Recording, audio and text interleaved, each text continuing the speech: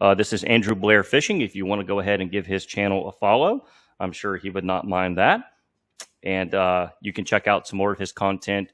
And he gives the name of his bait company here at the beginning of his video. So you can go check out what he's doing as well. And maybe you can become a potential customer. But let's see what he has to say about beginning a lure business. In this video, I'm giving you some free tips on how to get started in the fishing lure industry, whether it be hard baits or soft baits. This is all advice that you guys can take without purchasing a single mold or color, and it'll help you get started and build a good foundation. Oh, there's a freaking hog. Man.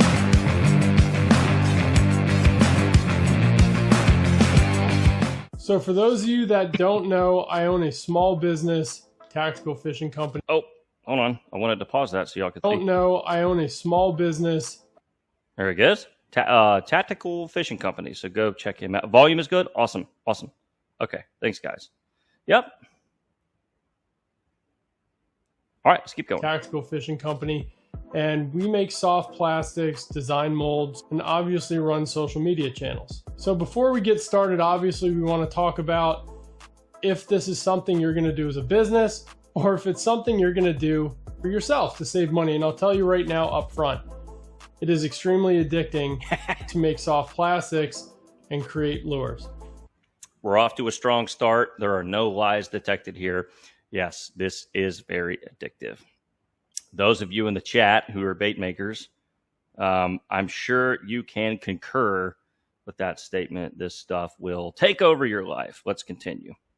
So if you're doing it to save money, I will say this before we get started as a disclaimer, so did I.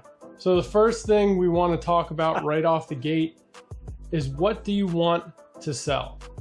My biggest advice with this is sell something you are confident in fishing. I see a lot of small bait manufacturers selling every mold that they can right out the gate, and their customer engagement is asking for tips and tricks on how to fish them, and they're unable to answer it because they don't use those techniques.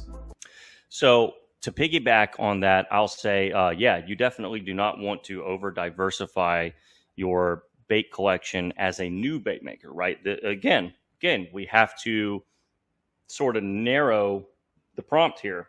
This is advice for starting a lure company, not how to expand one, not how to grow one, not how to make it to the 5-year mark, the 10-year mark. This is how to start. Okay. So he's saying don't over diversify your product line because you're probably going to be getting into some styles of lures that you're not super familiar with yourself. I do think that is a good point. I think an even better point is you're going to be too spread out in terms of your investments.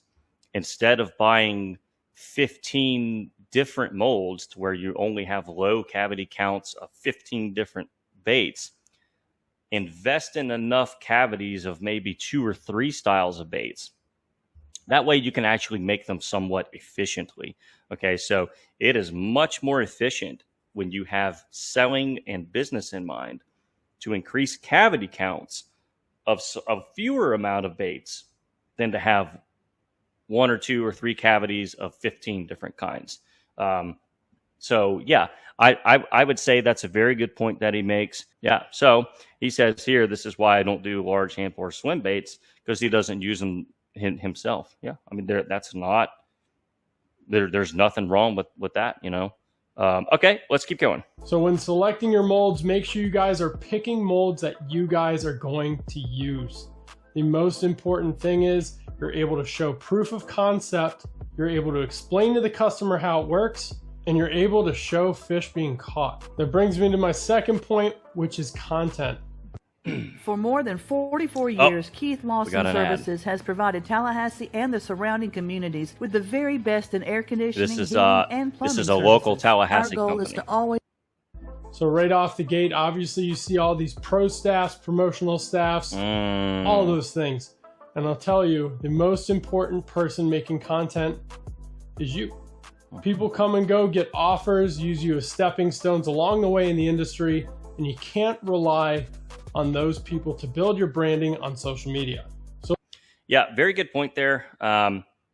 yeah, whenever you start a bait company, even if you are the absolute little Timmy of all little Timmys in your garage, you're going to get the inevitable, do you sponsor? I love your baits, blah, blah, blah, blah, blah. And they're all going to want, you to send them free stuff, send me free baits and I'll post it on Instagram. The thing about this is, look, as a small startup, right? Again, this is advice for a beginner business, how to start, not what you should do in year 10, okay? So we're looking at this strictly through the purview of what should a new beginner upstart bait business do. Do not sponsor, and here's why. You're simply never going to get the return on your investment worth out of them. It does not matter how many other teenage kids you sign up to be little pro staff. If you are a new beginner bait maker and you're only 15 gallons of plastic in, you only have 4 molds, you're not efficient yet. You have not refined your processes. You have not refined your recipes. You don't have enough cavity counts. You don't have enough injectors. You don't have any of the tools that you need yet to produce enough baits efficiently and effectively to start giving them away. I remember getting all these offers 10 years ago, 12 years ago even, when I started Land is the Limit. Yeah, right there. Who everyone has stolen my logo. When I started Land is the Limit, I got a ton of do you sponsor offers, and I entertained a few of them, but it just didn't really work out. If I gave them $100 worth of free baits, I did not immediately see $100 or more return on what I gave away. And that's not to say that you can't find people that really like what you're doing or want to, be on your promotional staff in good faith. It's just most of the people that are begging for sponsorships from a teeny weeny startup bait business just don't have anything to offer yet. And that's just sort of the unfortunate dynamic. You're new, you don't have anything to offer them.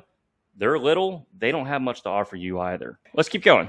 Good points so far. Social media is one of the biggest tools in the industry right now. And if you're not leveraging it for exposure and engagement, you're going to get drowned out by all the other big brands and small bait makers that have mastered and perfected their content. Okay. So we obviously talked about the baits that we're selling, what we're selling. Colors are another huge factor in this. Obviously, there are big name brands pumping out hundreds of different colors in different bait molds, whether it be swim baits or craws or worms. But what you need to focus on is catch colors that people and customers can relate to. Black and blues, green pumpkins, June bugs are very popular colors. And if it's a unique mold, they're more likely to try it because it's a confidence color. Now, I will add a disclaimer here. There are a lot of people using shelf molds, meaning molds you can buy on the internet from mold manufacturers. So they're all selling the same style bait. What plays in the factor here is how are you unique? So which brand of plastic here? Dead on plastic. Come on. Easy question. So he brings up a point here, right? And I think this ultimately just goes back to the idea of market saturation. Shelf molds, right? Shelf molds. Can you make it on shelf molds? How can you be unique with shelf molds? Well, how you can be unique is, I think, skill set, number one. Number two is how well you can promote your own, how well you can promote yourself, right? I currently do not sell any baits from a custom mold. I have 2 custom molds, and we'll get into the idea of custom molds and the argument for or against it here later. Every sell I've made in the last 5 or 6 years has been out of shelf molds. So, it's something that you definitely have to consider. But let's see where he's really going with this. Yeah, hey man. Here's my Canadian brother in the chat. Let's keep moving. Obviously, if the mold is the same as the guy next door is selling, you have to be unique in your content and prove that it's different than their product. Obviously, ways you can do this is perfecting the very intricate colors, your blends, and how you're posting your content.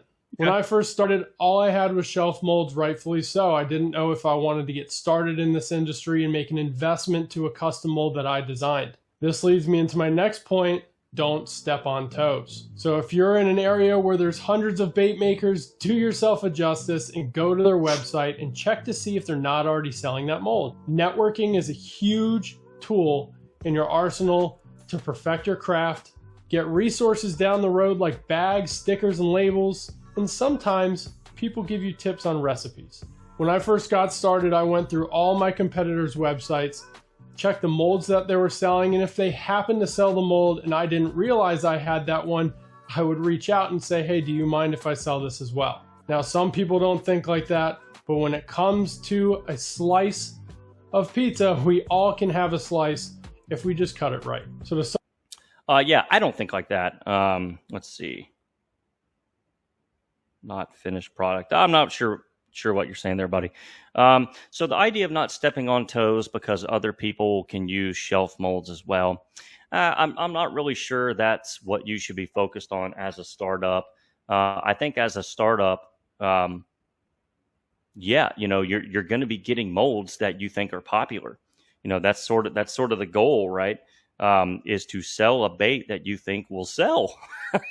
So if that means a Cinco, a Fluke, a Buzz and Frog, and I don't know, what's one more, a Brush Hog? Well, I mean, name 4 other molds that are more commonly known than that. Of course, all the startups that or maybe are friends with or in your area, of course they're going to have the same molds. And, really, you cannot get mad at someone else for selling the same mold as you if they're all store-bought molds, right? So Timmy in his town cannot be mad at Tommy in the next door town because they both thought, maybe bass anglers like Cincos, so they bought the same Cinco mold. The idea that is stepping on toes, I'm not really sure that holds water in terms of what you should do as a startup and avoid the popular molds, right? Because where that goes in my mind is don't step on toes and avoid the popular molds, right? Because the only way you're going to accomplish, I think what he's saying here is you got to avoid the popular molds that everyone else is going to have. And I just don't think that's what you need to do. Yeah, Jeff seems to echo that. Let's see. Yeah, sorry. Let's keep going here in the chat. So I think it's a good faith gesture that he's saying here because, yeah, look, this is a small community. A lot of us do network. I pour a lot of swim baits that a lot of my friends pour either the same mold or almost the exact same mold. Sorry, that's not on camera. Yeah, we kind of all know that we're kind of doing some of the same stuff, but none of us feel like we're stepping on toes. I'm just not sure anyone is really taking offense to everyone selling the Ecto Crawl all at once. That would be my point there. So as a startup, again, if we look at this through the lens of the prompt to the video, I don't think Timmy starting a bait business should not get the most sellable crawl mold, the Angling AI Ecto Crawl, because 15 other bait makers that he looks up to also sell it. I'm just not sure that's the route that he needs to take. Let's move on. Yeah, and there again, right, it is business, it is competition, sure. Nothing wrong with that. Summarize what we've talked about so far leading up to this point: mold selection, content, and uniqueness. We'll add networking in there too, because that's extremely important and it's free. We have a few more things to talk about, but using just those things we discussed already can help you shape your business plan and how you're going to attack the market with what baits and what colorways, what molds, and how you're going to produce the content and your content style. All right. Why is Amazon paying me $63,000 a month? They aren't. Well, I didn't make this kind of money selling yoga mats and toasters. Now, if that's all you're looking for out of this video, I know they're very basic tips, but I promise you, you stray the way, and sometimes you forget about those things and get overzealous with purchasing molds shooting a whole bunch of different colors. And then as you grow, you're not going to be able to keep up with the maintenance of your website or your storefront. Now, for those of you that are still here, we're going to break down some tips on starting custom molds and how to maintain order volume when you get to a level on a solo operated business that seems like you can't control it. With the shelf molds, they're cheaper and easier to afford, but like we talked about, any single person can go and purchase that. I kind of have to chuckle there. He's got a point, right? As a rule, a custom mold is a more expensive proposition, but the idea that's loading up on shelf molds is cheap. Just, if only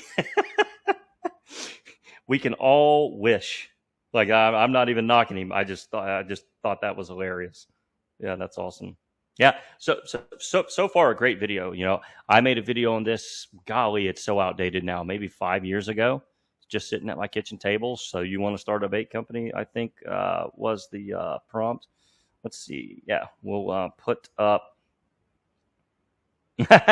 Yeah, we'll put up a comment here. So all right, let's keep going. Let's see what he says about production and custom mold and start copying your products. Recipes are easy to figure out. Hold on, let's go back. Purchase that mold and start copying your products. So he's saying if you use more shelf molds, people can buy that mold and copy your product. Well, yes and no. I think that's where skill set comes into mind. I think his next statement is recipes are easy to copy. Not all recipes, right? If we're just talking about production recipes, right? He mentioned earlier, stick to the basics, the bass fishing colors, the fish catching colors, the known colors. Well, yeah, if you're only making black and blue, watermelon red, baby bass, green pumpkin, you know, your shads don't get any more complicated than white pearl, then yeah, anyone can copy what you're doing.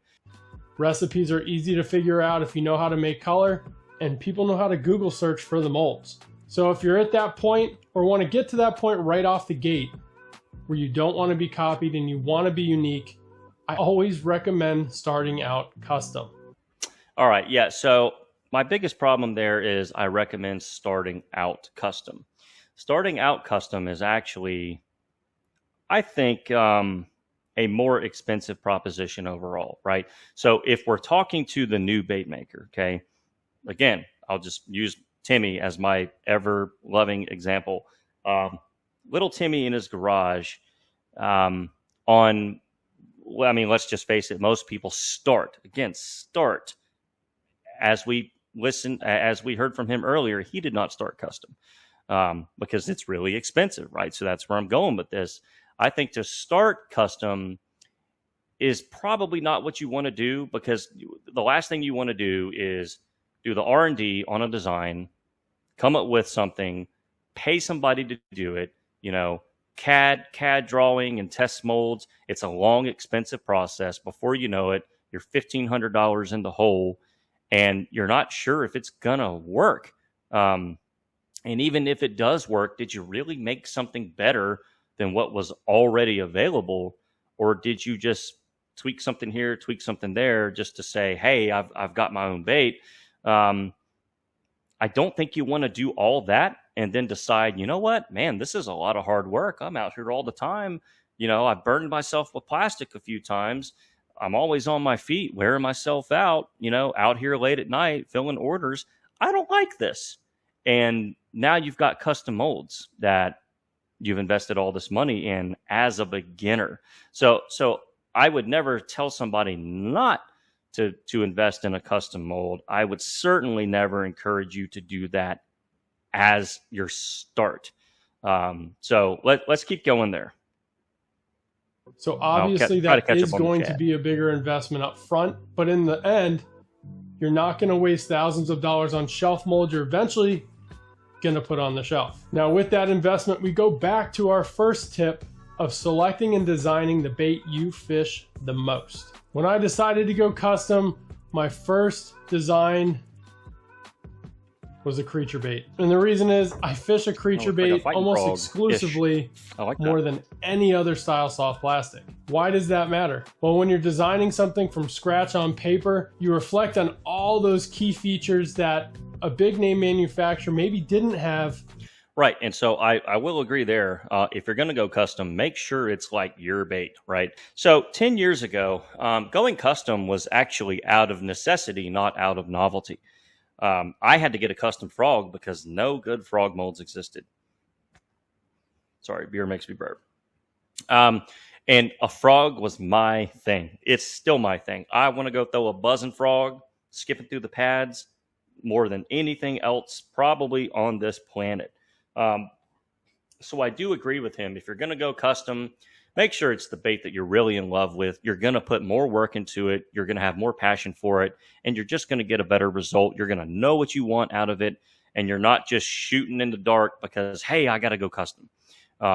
It really needs to be something that you genuinely think you can do better. And yeah, into TW makes a good point here.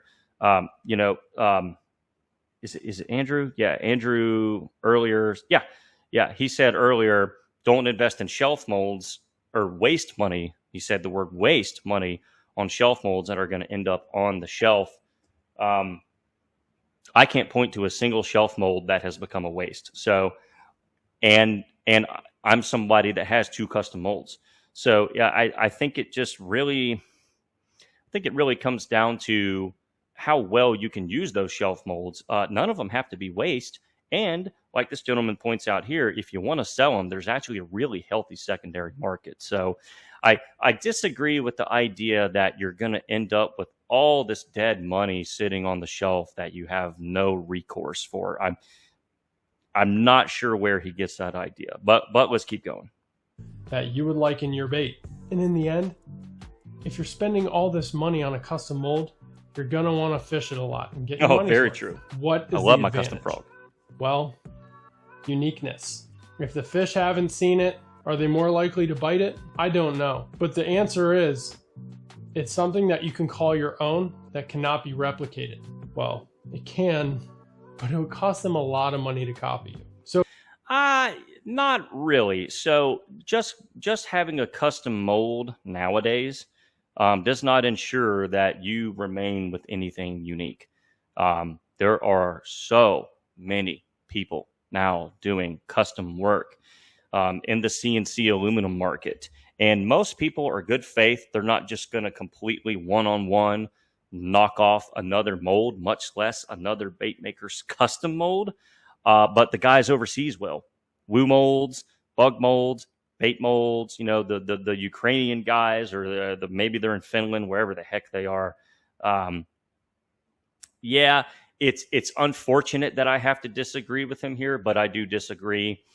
If someone really wants your bait bad enough, they're going to have it, and they're going to have it like that. It's sort of one of those things. You're screwed if you do, screwed if you don't. If you are able to truly reinvent the wheel a little bit and come up with something new, if it's any good, it's going to get copied, and it's going to get copied cheap and quick, and there's nothing you can do about it. Let's keep going. So at the end of the day, if you are trying to make this a business, my strongest recommendation to you that I finally listened to is go custom. You might only start with 1 mold. You might only start with 2 molds. You might only start with 3 colors, but it's unique. You know every inch of that bait and why it was designed, and you're more likely to have fun making content on it because it's something you created, you're now catching fish on.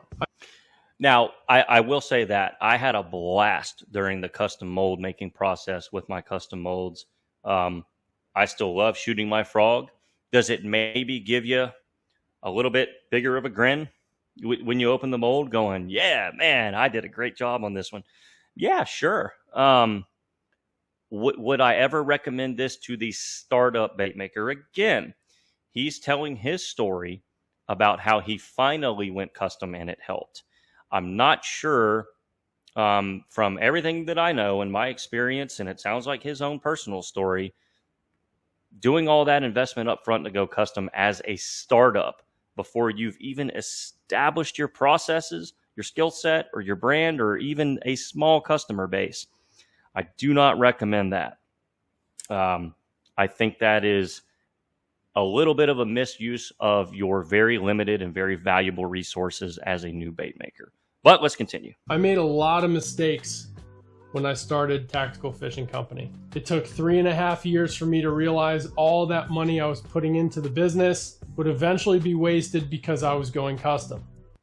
So when anybody ever asks me in my live shows or in person, what's some advice to get started, my first and foremost is going to be go custom as soon as you can and don't look back. There's a lot to offer on the small bait maker and small lure maker front that big brands don't have yet. And the biggest weapon in your arsenal is listening to your customers and your followers. I hope you guys got something out of this video. If you did, please like, share, and subscribe. All right, so again, he sort of circles back and triples down on the go custom as soon as you can as a beginner. I think I've covered the reasons why I would not recommend that. I think if you just really need to scratch that itch and go custom and you have the resources, do it. But don't think that's going to all of a sudden bring you success. You have to do that. It's up to you. It's up to your skill set, your dedication. So I don't think, yes, it's very hot out here, guys. This is Florida.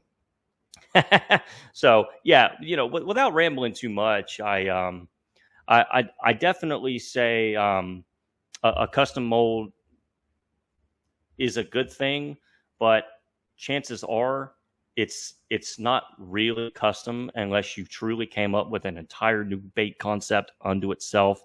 It's always going to be recognizable as something that already exists, but you made some little changes to it there. Can that make it better? Yes, baits evolve over time. They get better. But I don't think that's the difference in success or failure to someone who's doing all the right things. If you're doing all the right things, if you're building your skill set, if you know how to take decent videos and photos, and you're really pushing social media hard, you stay humble, really build your eye for color, do the work, let people get to know you. You are the asset. You are the ace in the hole. If you're doing all the right things,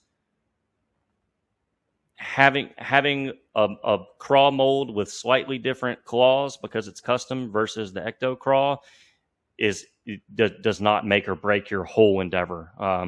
I would never completely get on board with that. So obviously this gentleman loves him some custom molds. He has an awesome chatterbait trailer mold, by the way. Props where it's due. But for a startup business, I definitely don't. That's not the advice that I would give. Yeah, Johnny Sweet says just dump plastic in a mold. It's not rocket science. I agree, buddy. What we do is so easy these days. Yeah, Johnny, we did look at that hater comment earlier. The guy who tried to tell me that Uncle Josh's pork trailers are the only bait that can catch bass in all 50 states. So anyway, well, hey, guys, what did y'all think? Let me know in the comments and in the live chat. Did you agree with his main takeaway, right? If we boil the video down to gravy, his main takeaway was go custom, right? That was the main takeaway. That was his kind of big ending theme. Go custom, don't look back as a beginner.